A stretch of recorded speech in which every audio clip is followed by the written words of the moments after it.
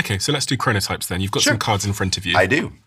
I kind of like these cards. So when we talk about chronotypes, a lot of people may have heard of the idea, but not actually heard the term chronotype before. So if anybody out there has ever been called an early bird or a night owl, those are chronotypes. So we've got early birds. These are people who, by the way, this is genetic. You don't actually get to choose this. There's a special area on your genome called the PER3 area. And when you have something called a single nucleotide polymorphism, or a SNP, if it's flipped one way, you're an early bird. If it's flipped another way, you're a night owl. If it's not flipped, you're in the middle. Okay, so far I haven't told anybody anything new. Like this is all stuff that we've already learned.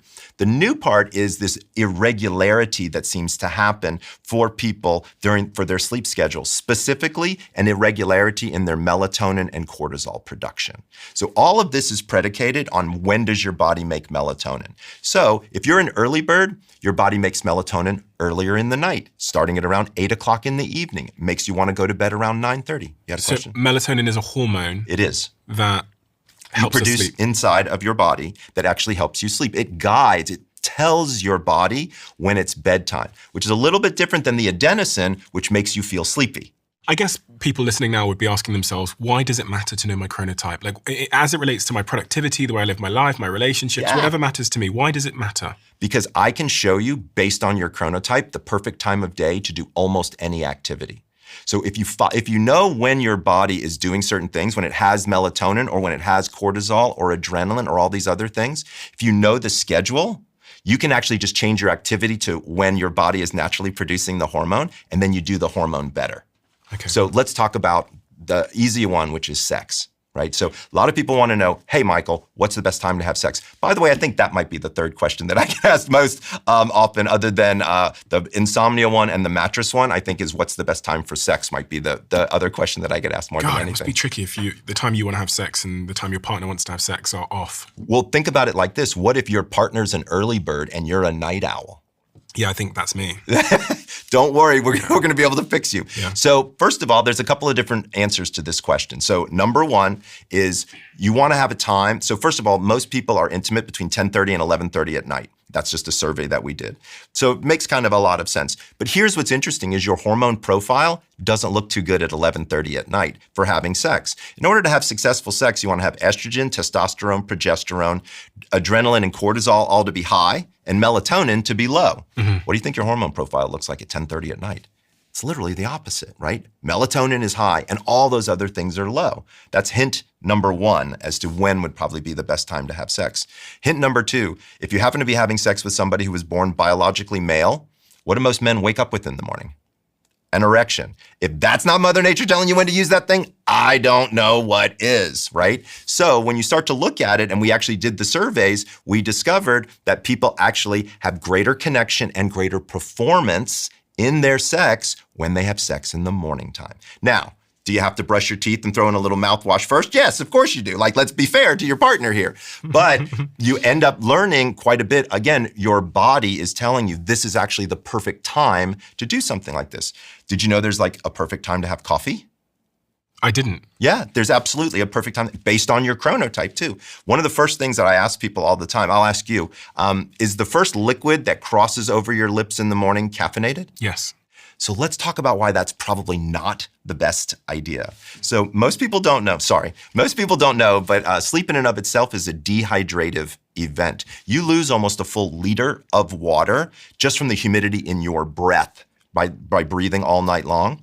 Caffeine is a diuretic, which means it makes you have to go pee. So when you're already lost a liter, now you add a couple of cups of caffeine, which makes you have to pee, you're gonna turn into a raisin before this whole thing is through, okay? So we need to get some water inside of you. And so one of the big recommendations that I give all of my patients is don't have caffeine for the first 90 minutes you're awake. Now, you're gonna sit here and say, 90 minutes, Michael, that's a long time not to have any caffeine. Like, how am I gonna do that? Like, I've got my morning routine. I can smell the coffee in the morning. It smells so good. Everything's going. How's this gonna work? Let me explain the biology. In order to exit a state of unconsciousness, you need two hormones and you need a lot of them. You need adrenaline and cortisol, and they both wake you up. When you have a brain that's full of adrenaline and cortisol and you add caffeine to it, it's like adding weak tea to somebody who's taking cocaine. okay? It's not a very powerful stimulant compared to the hormones that are in your brain that are a powerful stimulant. But if you just wait 90 minutes, cortisol and adrenaline naturally drop. If you have your caffeine then, it actually boosts the cortisol and gives you a bigger bang for your buck. So you hydrate before you caffeinate. And about the amount, somewhere between 15 and 20 ounces of water. If you can get that down in the first hour and a half that you're awake. What's that in English terms? Oh, I don't know we'll have to look it up. Is it 1 cup? Is it 2 cups? Oh, I would say it's probably 3 to 4 cups of water. Okay, well, that's a lot. Well, don't forget, you've lost a lot of water while you're sleeping, and you might have lost it the previous day because let's say you worked out or things like that. So let's get into these chronotypes then. Yeah, so let's start off with the lion. So lions are my early birds. You know you've got a lion in your midst when you get an email at 6 a.m., right? That's somebody who's been up for a while and who's got their brain kind of cooking. Lions like to make a list and go from step 1 to step 2 to step 3 every single day. They get a lot of confidence and they get a lot of pleasure following this list. But if I'm honest with you, being a lion isn't all it's cracked up to be because dinner and a movie is out for a long. They've been up since like 4:30, 5 o'clock in the morning, right? They don't want to go see a concert late at night. They want to go to bed at like 8:30, 9 o'clock. So when you're looking at lions or early birds, what I call lions, they've got some very interesting characteristics. They make up between 10 and 15% of the population. From a biological characteristic standpoint, their melatonin stops early and their cortisol starts early. So their melatonin stops at about 4:30, 5 o'clock in the morning, and that's when cortisol starts, and that's the reason why they wake up so early. What sort of window do the lions wake up in? So it's interesting because I've got some lions who are kind of extreme, like they're getting up at 4:30 in the morning, which is not really probably the best idea. But generally speaking, my lions get up right around 5:15 up until about 6:30. But they are definitely my early risers. They have a small breakfast. They don't like to eat a lot of food early in the morning time because a lot of these people like to go work out fairly quickly after they've woken up, which is very different than some of my other chronotypes. My night owls don't like to work out in the morning. They don't like to do anything in the morning. So my lions like to work out early in the morning, a light breakfast, and also their best work window is usually somewhere between like 9:30 and 11:30. Like that's when all the good stuff gets done. Like when if they'd have to get details or if they have to do brainstorming or things like that, that's really kind of where a lot of the magic happens for them. By about 2 o'clock in the afternoon, there's not a lot of stuff left inside the lion to be able to do a lot of good things. That's when I have lions do more physical activities that don't require a lot of cognition. So maybe you go for an afternoon walk, or maybe you have, you're meeting with your folks that may not be really detail-oriented, but more process-oriented in the afternoon. Admin and stuff. Yeah, absolutely. Okay. I actually had one fellow chronotype his entire company and then move meetings based on who was going to be in the meeting. Like he had all the early birds and he had a meeting at 8 o'clock in the morning, and then all the night owls, he had a meeting at 4 o'clock in the afternoon. He said it was amazing. He said it worked out really, really well. Wow. What's the next one? So the next one is the bear. So bears are representative of people that are in between early birds and night owls, right? So bears are the best. Honestly, dude, I wish I was a bear because the whole schedule of life works on a bear schedule. 9 to 5 is perfect for a bear.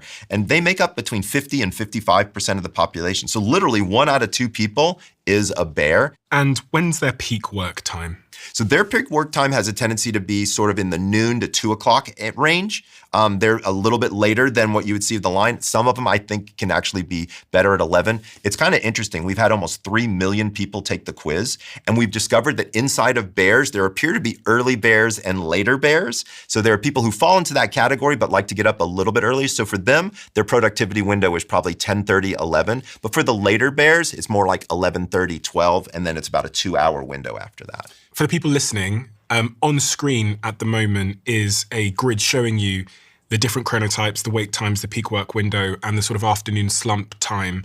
What's the next chronotype? So the next chronotype is me, the wolf. I think I'm a wolf.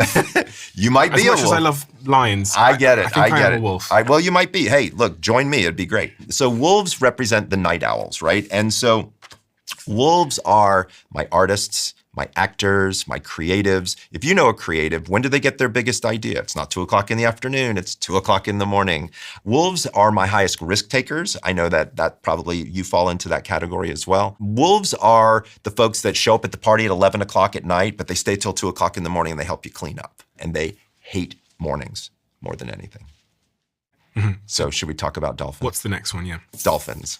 This is the category that you fell into. So let's talk about who are the dolphins and what does this actually represent. So dolphins are usually highly intelligent. They're usually people who are fast talking, well-read. These are people who are a lot like a lion in terms of they like to get up. They crave longer bouts of sleep, but unfortunately their body just doesn't have a long sleep drive.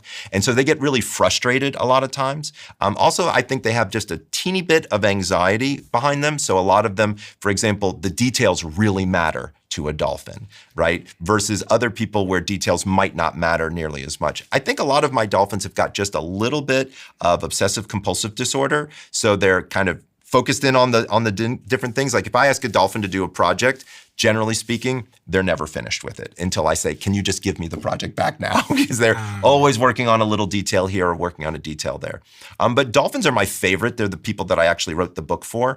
They're the ones that I enjoy working with the most because they're actually the easiest to work with because once I explain to them how their hormones can be up and down and sideways, it starts to make a lot more sense for them. And for anyone trying to figure out which one of these they are, where do they go to do the test and how long does it take? Yeah, you can go to my website. It's called chronoquiz.com. And it takes about 3-4 minutes. It's not very long at all. It's going to ask you a bunch of questions about your sleep, about timing, things like that. Okay, I'll put that in the description. So after you finish listening, you can all go take it. And let me know your thoughts in the comment section as well. So once you figure out what your chronotype is, come back to the episode and let me know below. Please. And does my sleep change with age, Michael? It does. Absolutely. So do my chronotypes change with age? They do, actually. So believe it or not, you've gone through all the chronotypes already.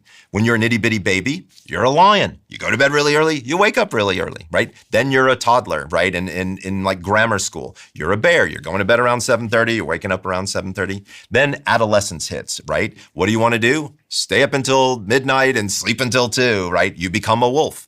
Then at about 23, 24, your chronotype has a tendency to set into one of those 3 or 4 things. And then you stay there for an extended period of time, like 25, 30 years, until you hit my age. So I'm going to be 58 soon. And right when you hit in the mid-50s, what we see is melatonin production can either slow down or get earlier. So as an example, if your parents are still alive and you said, hey, mom, dad, I want to go for dinner, what time would they want to go for dinner? Early. Right, 4 o'clock in the afternoon, 4:30 in the afternoon. You're like, what is wrong with you, mom? What's going on?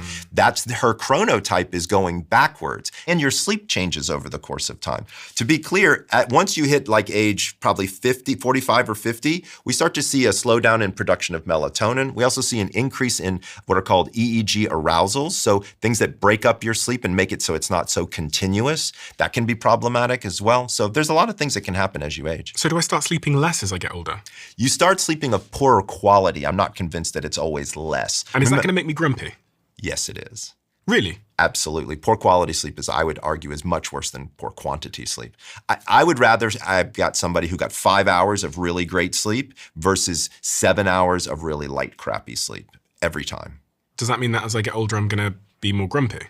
It depends on the quality of your sleep. So what I can teach you is how to not get poor quality sleep as you age. Perfect example. A lot of folks who are a little bit on the older side are used to drinking coffee late in the day. Well, if you change that habit, then you don't have as many sleep problems. And I shouldn't be having coffee late in the day at all. Probably you want to stop by about 2 p.m., right? So if you stop around 2 p.m., the half-life of caffeine is between 6 and 8 hours. So 8 hours later is roughly 10, which is roughly when people are kind of wanting to go to sleep. So I would say that would probably be the time.